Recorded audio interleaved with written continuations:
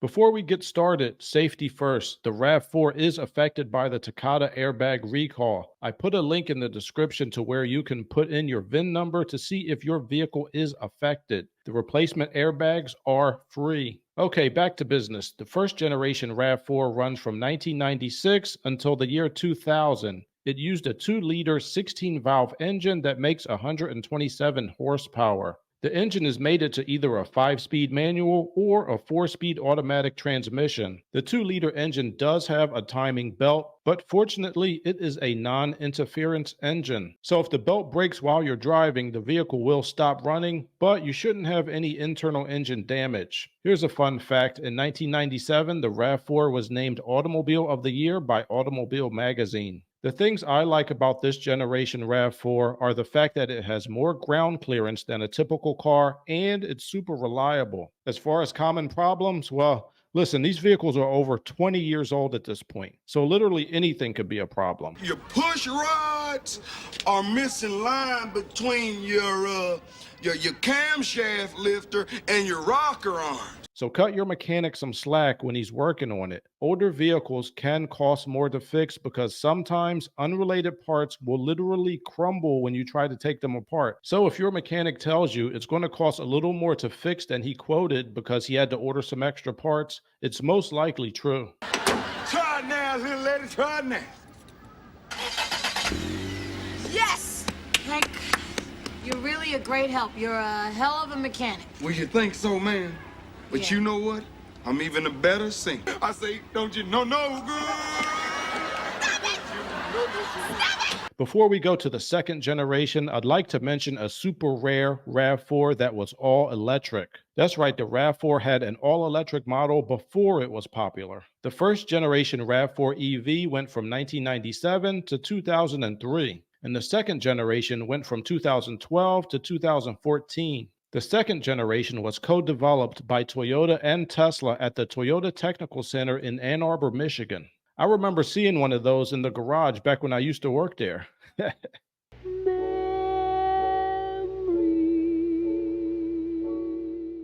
Here's a fun fact. Toyota used to own a 3% stake in Tesla, of which they purchased for $50 million. Toyota decided to make their own electric cars and had sold all of its shares in Tesla by the end of 2016. In 2024, that 3% stake of Tesla that Toyota used to own would have grown to over $20 billion. I bet they wish they hadn't sold that stock.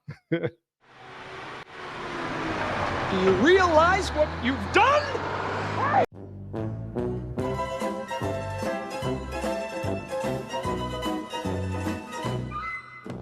The Toyota Rav4 EVs were mainly sold in California as leases. But once the leases were over, Toyota let the people keep the vehicles. So occasionally you may find an electric Rav4 for sale online. The range is only about 100 miles per charge, so I probably wouldn't actually buy one if I were you. But if you're an engineering student and you want to try to figure out how to put some modern batteries in to increase the range, I think that would make a pretty cool project for one of your engineering classes. Get those nerds! Nerds! Nerds! The second generation RAV4 runs from 2001 to 2005. Starting in 2004, they upgraded to a 2.4-liter 2AZFE engine. The 2.4-liter engine has a timing chain instead of a timing belt like the last generation. Also, in 2004, Toyota improved the safety structure of the vehicle and added vehicle stability control as a standard option. So if you're going to target the second generation, I would get a 2004 or 2005 if you can. Common problems for the second generation include the following. The 2002 and 2003 years can have a transmission issue due to a bad solder in the ECU. But these vehicles are over 20 years old, so that repair was most likely done many years ago.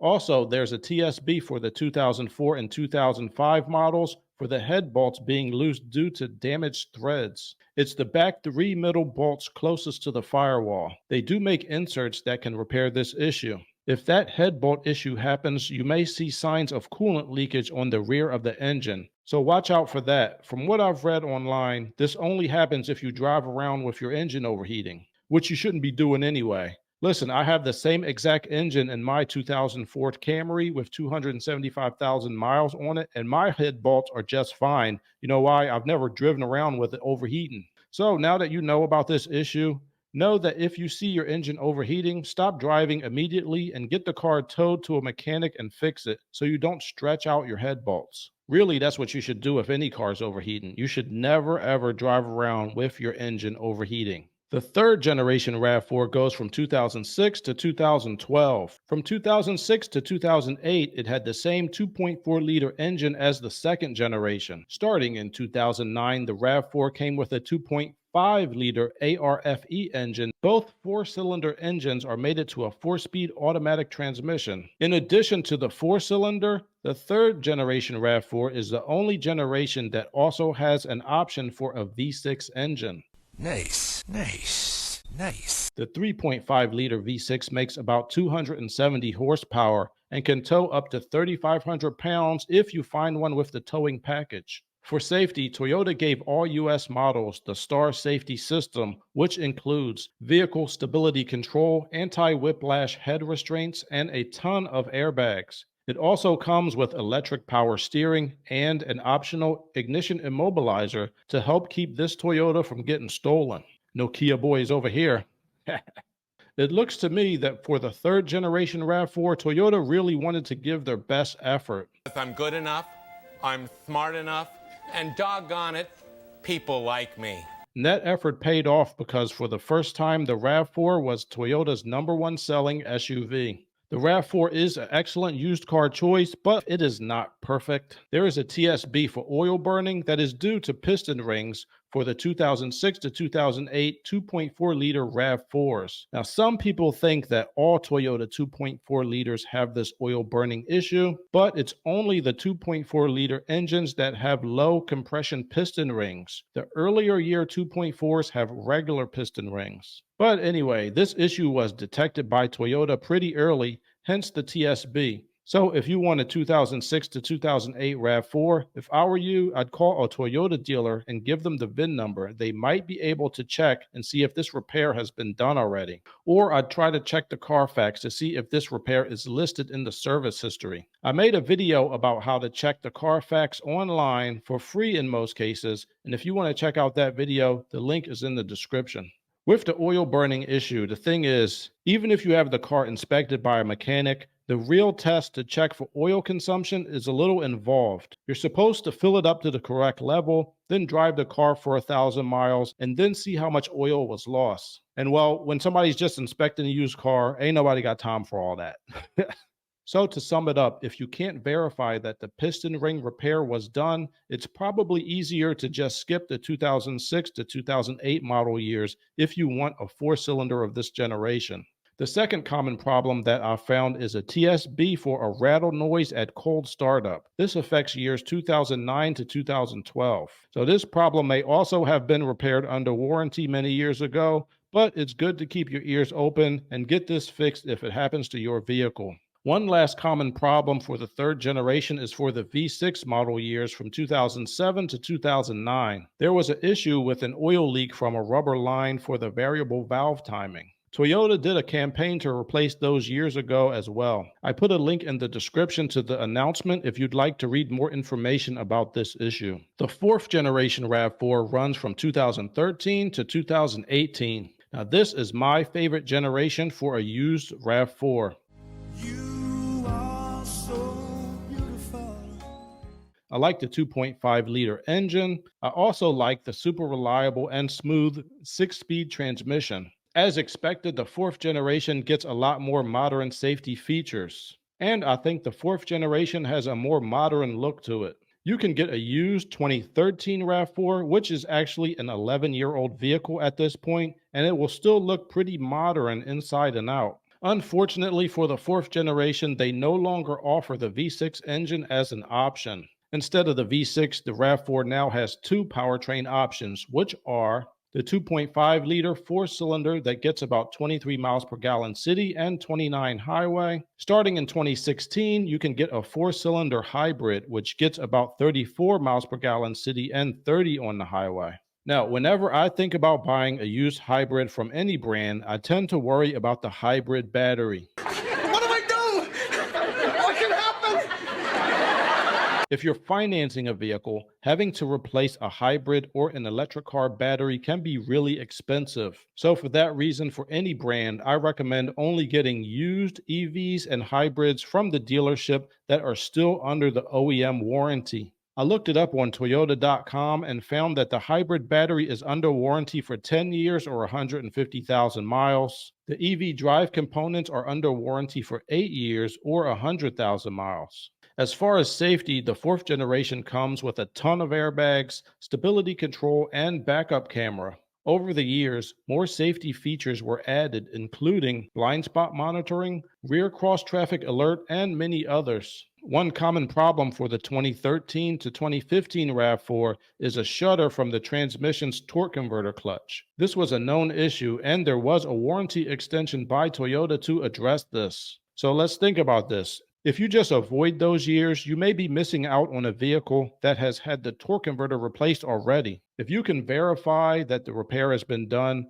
one of those years may actually be preferable because that vehicle has a torque converter with less miles on it. Most of the vehicles with this issue were most likely fixed by now, but you should do your automotive nerd research and try to figure out if the RAV4 you're thinking of buying was checked out for that issue. The fifth generation RAV4 goes from 2019 until the present, which is 2024. This generation is definitely the latest and greatest RAV4 by a large margin. There are now 3 powertrains to choose from: a naturally aspirated 2.5 liter engine, a hybrid, or a plug-in hybrid. Starting in 2019, the RAV4's 2.5 liter 4-cylinder engine is now direct injected, but it also has port injectors as well. This type of direct injection system is proving itself so far to be pretty reliable. The extra set of injectors is there to help avoid getting carbon buildup that can be common for other types of direct injection fuel systems. The second powertrain choice for the 5th generation is the Rav4 Hybrid.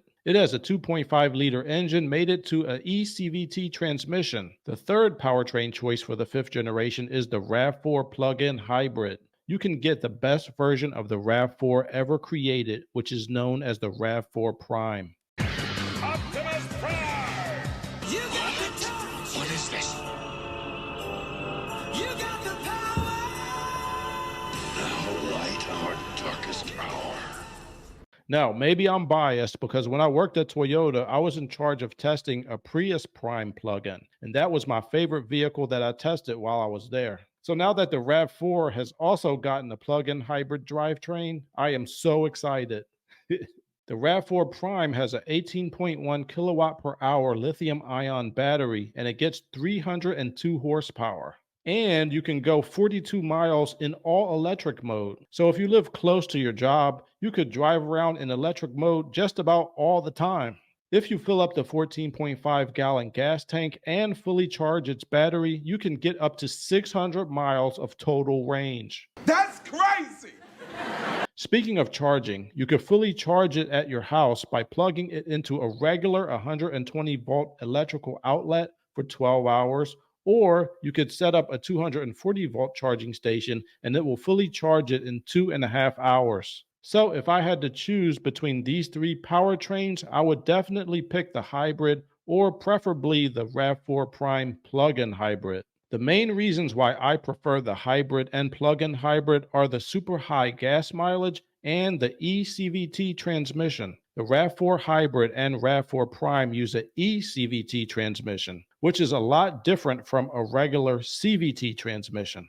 CVT transmissions use pulleys and a steel band, but the eCVT transmission uses two motor generators to create the gear ratios that drive the wheels and power the high voltage battery. The rear differential also has an electric motor generator to help power the wheels. This may seem complicated, but it's actually simpler and more robust than a traditional CVT transmission. It's also way simpler than the 8-speed transmission that comes in the naturally aspirated Rav4. In general, electric motor generators like the one in the eCVT transmission are known for being super durable and trouble-free. So if you can afford it, I would definitely go with the hybrid or the Rav4 Prime plug-in hybrid if you're targeting the 5th generation Rav4. I actually think the plug-in hybrid technology right now is more practical than a full EV vehicle. For common problems, my diligent automotive nerd research indicates that for the 5th generation Rav4, there is a common problem for the hybrid and plug-in hybrid that is referred to online as cablegate. The hybrid cable connector that goes to the electric motor generator inside the rear differential can become corroded. It tends to happen mostly in salt belt states in the US, but if it happens, it will ruin the entire wire. It is a high voltage wire, so you can't solder it or repair it. It must be completely replaced. Toyota did find out about this issue and there is a countermeasure. There is a TSB about this issue and I linked it in the description. During my research for this video, I found a person on YouTube who tried to fix this issue himself, and unfortunately, he actually made a huge mistake. So I'm not going to link that video in the description, but I will explain to you what happened with pictures so you don't do the same thing. So here is the connector in question. Unfortunately, water can get in there and sit. If that happens, that will eventually cause corrosion in the wires. Here's a picture of what can happen if the wires corrode. So Toyota came up with a fix, which is to open the connector so that water won't sit in there and cause corrosion. They also added a plastic shield to help keep water away. Some of the later year Rav4s come from the factory with the plastic shield and the partially open connector. That person I mentioned, who shall remain nameless, read some information online about this issue and decided to try and, quote, fix the cablegate issue on his Rav4. He saw his updated partially open connector and he misunderstood this as a problem. So he decided to cover the connector with duct tape and wire ties. When he did that, he actually created the very problem he was trying to solve. Now, I don't point this out to try to shame or make fun of this man, but I'd like to use this as a learning opportunity for others. Here we go. Number one, if you read about an issue online, please try to double check the information before attempting a repair. Try and find an actual TSB from the OEM. You can look on Nhtsa.com, sometimes they're on there, or you could try to Google your issue and add the search term TSB. This way you can read the repair info from the OEM directly. If you own a hybrid or electric car, even if you're able to find the TSB information, I recommend that you do not try and repair anything on a vehicle's hybrid system yourself. The electrical systems in hybrid and electric vehicles operate under very high voltages. You have to know the OEM specific procedure to disconnect and power down the hybrid battery to make the vehicle safe for you to work on. Even dealership mechanics go through special training, use special gloves and tools to work on these systems safely. I don't want to see you get hurt. So, as you can see from today's video, the Rav4 has come a long way. From the first generation in 1996 to the current generation Rav4 hybrid and Rav4 plug-in hybrid, 27 years has led to amazing advances in technology. But before you run out and buy the first Rav4 that you can find, remember this. The Rav4 is a great vehicle, but the specific Rav4 that you want to buy could be terrible. It could have been in a wreck, flooded, or be completely rusted out. So get any used car inspected by an actual mechanic and do your automotive nerd research on the previous owner's maintenance habits. I made a couple videos that give you my expert tips on how to do just that. All right, that's all I got for you today. There is a whole playlist on my page if you'd like to see some other great used cars. If you have any questions, please put them in the comments. And if you own a Rav4 yourself, please let everyone know what has been your experience, good or bad. So until next time, thank you for tuning in and have a good one.